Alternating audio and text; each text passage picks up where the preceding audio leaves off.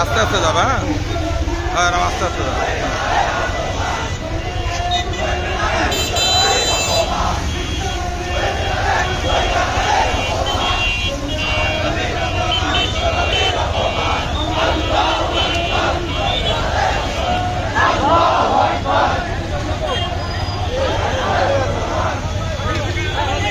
আগে দাম না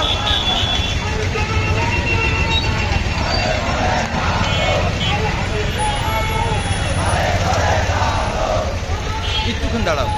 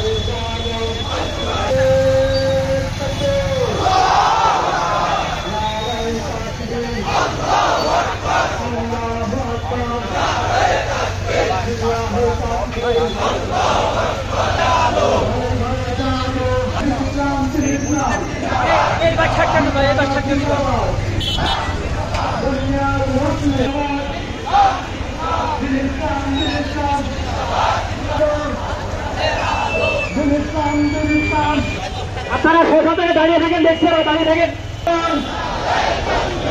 বিশ্বনবীর অপমান চলবে না রে মুসলমান, দুনিয়ার মুসলিম লড়াই করো। এই ঘটনাটি একটি উদ্দেশ্য প্রণোদিতভাবে ঘটিয়েছে।